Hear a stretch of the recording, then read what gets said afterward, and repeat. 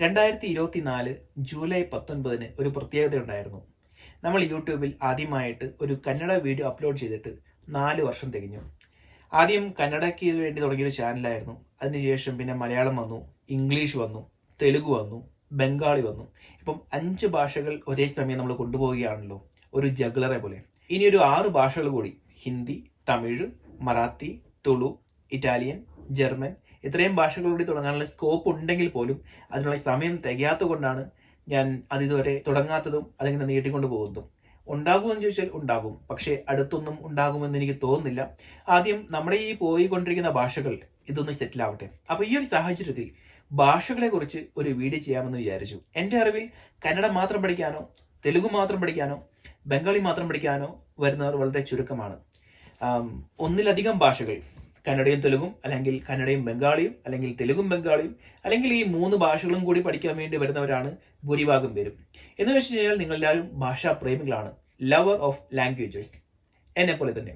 അങ്ങനെയാണെങ്കിൽ ഭാഷകളെ കുറിച്ച് നമുക്ക് കുറച്ച് കാര്യങ്ങൾ അറിഞ്ഞിരിക്കണമല്ലോ. എന്നോട് പലരും ഇടയ്ക്കിടയ്ക്ക് ചോദിക്കാറുള്ള ചോദ്യങ്ങളിലൊന്നാണ്, നിങ്ങൾക്ക് ശരിക്കും എത്ര ഭാഷ അറിയാം, എത്ര ഭാഷ പഠിച്ചിട്ടുണ്ട്, ഇന്ത്യയിലാകെ എത്ര ഭാഷകളുണ്ട്, ലോകത്തിലാകെ എത്ര ഭാഷകളുണ്ട്, ഇന്ത്യയുടെ രാഷ്ട്രഭാഷ എന്ന് പറയുന്നത് ഹിന്ദിയാണോ, എന്തുകൊണ്ടാണ് ഈ ഹിന്ദി മറ്റുള്ളവരിൽ അടിച്ചേൽപ്പിക്കാനുള്ള ഒരു ത്വര നോർത്ത് ഇന്ത്യക്കാർക്കുള്ളത്, എന്തുകൊണ്ട് നമുക്ക് ഹിന്ദി പഠിച്ചുകൂടാ സൗത്ത് ഇന്ത്യക്കാർക്ക്, എന്തിനാണ് ഈ ഹിന്ദിയോട് ഇത്രയും ഒരു അമർഷം? ഇങ്ങനെയുള്ള ചോദ്യങ്ങൾക്ക് എല്ലാത്തിനും നമുക്ക് റെഡിമെയ്ഡ് ഉത്തരങ്ങൾ ഇല്ലെങ്കിലും ഭാഷകളെ കുറിച്ച് കുറച്ച് ബേസിക് ആയ കാര്യങ്ങൾ പറഞ്ഞു തരാം. അതിനു മുൻപ് ഞാൻ ഇങ്ങനൊരു വീഡിയോ ചെയ്യാൻ തന്നെ കാരണം യൂട്യൂബിൽ കുറച്ച് നാൾക്ക് മുമ്പ് എനിക്ക് വന്നൊരു കമന്റ് ആണ്. ആ കമന്റ് ഇട്ട ആളുടെ പേര് എനിക്കറിയില്ല, കാരണം H1 എന്നാണ് അതിനകത്ത് കണ്ടത്. ആ കമന്റ് ഇങ്ങനെയായിരുന്നു, ഹിന്ദിയിൽ പുല്ലിംഗവും സ്ത്രീലിംഗവും മാത്രമല്ലേ ഉള്ളൂ, അതേപോലെ തന്നെ വേറെ ഏതെങ്കിലും ഭാഷയിൽ അങ്ങനെ ഒരു വ്യത്യാസമുണ്ട് എന്നാണ് ചോദിക്കുന്നത്. ചോദ്യത്തിന്റെ ഏകദേശം ഉള്ളടക്കമാണ് ഞാൻ പറഞ്ഞത്. അപ്പം ഞാൻ മുൻപ് പറഞ്ഞിട്ടുണ്ടല്ലോ, ഹിന്ദിയിൽ എല്ലാ വസ്തുക്കൾക്കും ആകെ 2 ലിംഗമേ ഉള്ളൂ, പുല്ലിംഗം അല്ലെങ്കിൽ സ്ത്രീലിംഗം. നപുംസക ലിംഗം എന്ന് പറഞ്ഞൊരു തേർഡ് ജെൻഡർ ഇല്ലാത്തത് കൊണ്ടാണ്, ഒരു ന്യൂട്രൽ ജെൻഡർ ഇല്ലാത്തത് കൊണ്ടാണ് നമ്മൾ മലയാളികൾക്ക് ഹിന്ദി പഠിച്ചെടുക്കാൻ കുറച്ച് ബുദ്ധിമുട്ടുള്ളത്. ആ ഒരു കമന്റിന് ഞാൻ റിപ്ലൈ എഴുതി തുടങ്ങിയെങ്കിലും പിന്നീട് എനിക്ക് മനസ്സിലായി ഇത് ഒരു വീഡിയോ ആയിട്ട് ചെയ്യാനുള്ള അത്രയും വലിയ ലെങ്ത് ഉള്ള ഒരു കണ്ടന്റ് ആണ്. അപ്പൊ അതുകൊണ്ടാണ് ഇന്ന് ഭാഷകളെ പറ്റി ഞാൻ ഒരു ഇൻട്രൊഡക്ഷൻ തരുന്നത്. ഈ ചോദ്യത്തിനുള്ള നേരിട്ടുള്ള ഒരു ഉത്തരം ഇപ്പൊ ഈ വീഡിയോ തന്നെ നിങ്ങൾ കിട്ടിയെന്ന് വരില്ല, പക്ഷേ ഇതിന്റെ ഒരു 2ാമത്തെയും 3ാമത്തെയും ഭാഗമാകുമ്പോഴത്തേക്കും നിങ്ങൾക്ക് അതിന് ഉത്തരം കിട്ടിയിരിക്കും. ഓക്കെ, ഇന്ത്യയുടെ ഭാഷകളിലേക്ക് വരാം. ഇന്ത്യക്ക് 2 ഔദ്യോഗിക ഭാഷകളാണുള്ളത്, 2 ഒഫീഷ്യൽ ലാംഗ്വേജസ്. അത് ഹിന്ദിയും ഇംഗ്ലീഷുമാണ്. 1950 ഈ 2 ഭാഷകളെയും ഔദ്യോഗിക ഭാഷയായി പ്രഖ്യാപിക്കുന്നത്. ഇന്ത്യൻ കോൺസ്റ്റിറ്റ്യൂഷന്റെ 8ാം ഷെഡ്യൂളിലാണ് നമുക്ക് ഇത് രണ്ടും കാണാൻ സാധിക്കുക. സ്വാതന്ത്ര്യം കിട്ടിയതിനു ശേഷം ഇന്ത്യൻ കോൺസ്റ്റിറ്റ്യൂഷൻ നിലവിൽ വന്ന, ഇന്ത്യയെ റിപ്പബ്ലിക്കായി പ്രഖ്യാപിച്ച ആ വർഷം 1950 ഹിന്ദിയെ ഇന്ത്യയുടെ ഔദ്യോഗിക ഭാഷയായി, ഒഫീഷ്യൽ ലാംഗ്വേജായി, നാഷണൽ ലാംഗ്വേജായി അല്ല, രാഷ്ട്രഭാഷയായി അല്ല, ഔദ്യോഗിക ഭാഷയായി ഹിന്ദിയെ പ്രഖ്യാപിച്ചു. അതോടൊപ്പം തന്നെ ഇംഗ്ലീഷിനെ അഡീഷണൽ ഒഫീഷ്യൽ ലാംഗ്വേജ് എന്ന സ്റ്റേറ്റസും കൊടുത്തു. പക്ഷെ ഇത് താൽക്കാലികം മാത്രമായിരുന്നു, ഒരു 15 വർഷത്തേക്ക്. 15 വർഷങ്ങൾക്ക് ശേഷം ഒരു കമ്മിറ്റി രൂപീകരിച്ച് നമ്മൾ തുടർന്നു കൊണ്ടുപോകണോ വേണ്ടയോ എന്ന് തീരുമാനമെടുക്കുമെന്നും അന്ന് 1950 പറഞ്ഞിരുന്നു. പക്ഷേ 1964 ആയപ്പോഴേക്കും ഇംഗ്ലീഷിനെ ഇന്ത്യയുടെ ഔദ്യോഗിക ഭാഷയിൽ നിന്ന് എടുത്ത് മാറ്റാൻ തന്നെ ശ്രമങ്ങൾ നടന്നിരുന്നു. അന്ന് ആ ശ്രമങ്ങളെ തടുക്കാനായി രാജ്യവ്യാപകമായ പ്രതിഷേധങ്ങൾ നടന്നു. ആ പ്രതിഷേധങ്ങളിൽ മുന്നിൽ നിന്ന കുറച്ച് സംസ്ഥാനങ്ങളാണ് തമിഴ്നാട്, ആന്ധ്രാപ്രദേശ്, കർണാടക, പുതുച്ചേരി, മഹാരാഷ്ട്ര, പഞ്ചാബ്, വെസ്റ്റ് ബംഗാൾ, നാഗാലാൻഡ്. ഇതിൽ നമ്മുടെ സൗത്ത് ഇന്ത്യൻ സംസ്ഥാനങ്ങളായ കർണാടക, തമിഴ്നാട്, ആന്ധ്രാപ്രദേശ് നമുക്കറിയാവുന്നതാണ്.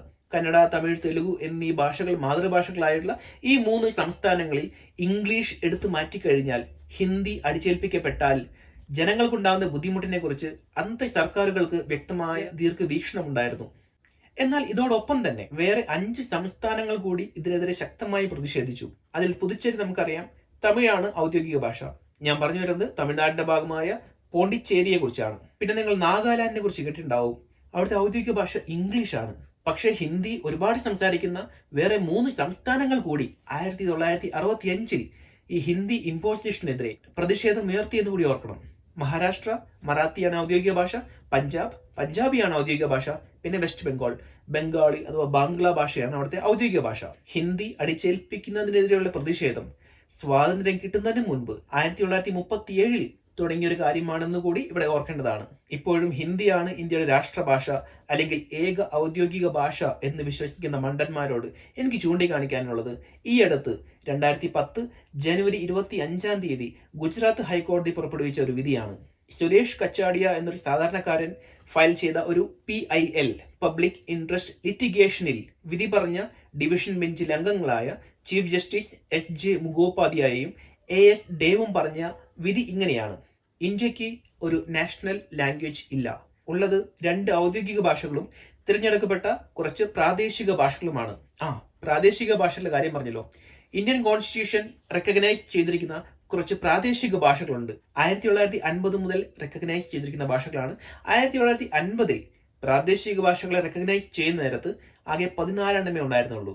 ആൽഫബറ്റിക്കൽ ഓർഡറിൽ പറയുകയാണെങ്കിൽ അത് ഇവയൊക്കെയാണ്: അസാമീസ്, ബംഗാളി, ഗുജറാത്തി, ഹിന്ദി, കന്നഡ, കാശ്മീരി, മലയാളം, മറാത്തി, ഒറിയ, പഞ്ചാബി, സംസ്കൃതം, തമിഴ്, തെലുഗു, ഉറുദു.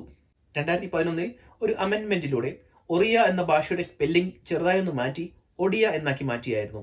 ഈ 14 ഭാഷകളുടെ ഒപ്പം 1967 സിന്ധി എന്ന് പറഞ്ഞ ഭാഷ കൂടി ചേർക്കപ്പെട്ടു.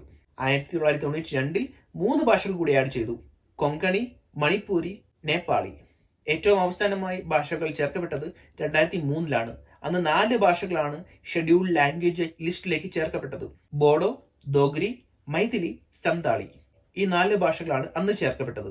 ഇങ്ങനെ പലപ്പോഴായി ചേർക്കപ്പെട്ട ഭാഷകളെല്ലാം കൂടി ഇന്ന് 8ാം ഷെഡ്യൂളിൽ 22 പ്രാദേശിക ഭാഷകളാണ് ഇന്ത്യൻ കോൺസ്റ്റിറ്റ്യൂഷനിൽ റെക്കഗ്നൈസ് ചെയ്തിരിക്കുന്നത്.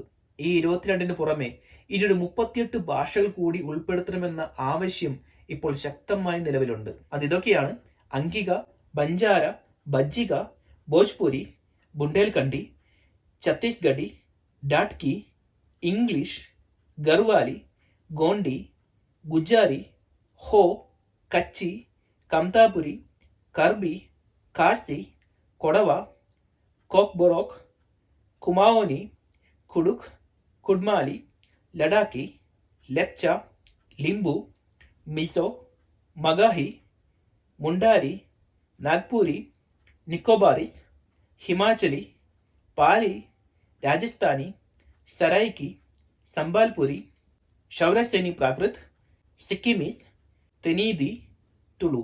ഇതൊക്കെയാണ് ആ ഭാഷകൾ. ഇന്ത്യ എന്ന ഈ മഹാരാജ്യത്ത് 2 ഔദ്യോഗിക ഭാഷകളും റെക്കഗ്നൈസ് ചെയ്തിരിക്കുന്ന 22 പ്രാദേശിക ഭാഷകൾ ഉണ്ടായിട്ട് പോലും ഇന്ത്യയിലെ എല്ലാ ഹൈക്കോടതികളിലും ഉപയോഗിക്കേണ്ട ഭാഷ ഇംഗ്ലീഷാണ്. രാഷ്ട്രപതിയുടെ അനുമതി പ്രകാരം 4 ഇന്ത്യൻ സംസ്ഥാനങ്ങൾക്ക് ബീഹാർ, മധ്യപ്രദേശ്, രാജസ്ഥാൻ, ഉത്തർപ്രദേശ് ഈ 4 സംസ്ഥാനങ്ങളിൽ വേണമെങ്കിൽ ഓപ്ഷണലായി ഹിന്ദി കൂടി ഉപയോഗിക്കാനുള്ള അനുമതിയുണ്ട്. എന്നാൽ 2007 മദ്രാസ് ഹൈക്കോടതിയിൽ തമിഴ് ഭാഷ ഉപയോഗിക്കാനുള്ള അനുമതി തേടി തമിഴ്നാട് സർക്കാർ കേന്ദ്ര സർക്കാരിനെ സമീപിച്ചെങ്കിലും അത് നിഷേധിക്കപ്പെടുകയാണ് ഉണ്ടായത്. എന്നിരുന്നാലും 2010 അന്നത്തെ തമിഴ്നാട് ചീഫ് ജസ്റ്റിസ് വേണമെങ്കിൽ അഭിഭാഷകർക്ക് തമിഴ്നാട് ഹൈക്കോടതിയിൽ, മദ്രാസ് ഹൈക്കോടതിയിൽ തമിഴിൽ കേസുകൾ ബാധിക്കാനുള്ള അനുവാദം കൊടുത്തിരുന്നു. പക്ഷേ പ്രൊസീഡിങ്സ് എപ്പോഴും ഇംഗ്ലീഷിലായിരിക്കും, ആസ് പെർ ദ ലോ. ഞാൻ പറഞ്ഞല്ലോ, ഇന്ത്യയുടെ ഒഫീഷ്യൽ ലാംഗ്വേജ് ഹിന്ദിയും അഡീഷണൽ ഒഫീഷ്യൽ ലാംഗ്വേജ് ഇംഗ്ലീഷും കൂടാതെ വേറെ 22 ഭാഷകൾ കൂടി, പ്രാദേശിക ഭാഷകൾ കൂടി ഇന്ത്യയുടെ ഇന്ത്യൻ കോൺസ്റ്റിറ്റ്യൂഷന്റെ 8ാം ഷെഡ്യൂളിലുണ്ട്. പക്ഷെ ഒരു 38 ഭാഷകൾ കൂടി, അവരുടെ മാതൃഭാഷകൾ കൂടി ഇന്ത്യൻ കോൺസ്റ്റിറ്റ്യൂഷനിൽ ചേർക്കണം എന്ന് പറഞ്ഞൊരു ആവശ്യം ഉന്നയിക്കുന്നുണ്ട്. എന്തുകൊണ്ടായിരിക്കാം ഇത്? എന്തിനാണ് സംസാരിക്കുന്ന ആളുകളുടെ എണ്ണം വളരെ കുറവാണെങ്കിൽ കൂടി ഇന്ത്യൻ കോൺസ്റ്റിറ്റ്യൂഷന്റെ 8ാം ഷെഡ്യൂൾ വേണമെന്ന് ഇവർ വാശി പിടിക്കുന്നത്? അതിനൊരു കാരണമുണ്ട്. ആ കാരണം നിങ്ങൾക്ക് അറിയാമെങ്കിൽ അത് കമന്റ് ചെയ്യുക. എന്തായാലും അടുത്ത വീഡിയോയിൽ ഞാൻ ഇതിനെക്കുറിച്ച് സംസാരിക്കുന്നതായിരിക്കും. ഓക്കെ, അടുത്തൊരു വീഡിയോ കാണാം. ബൈ.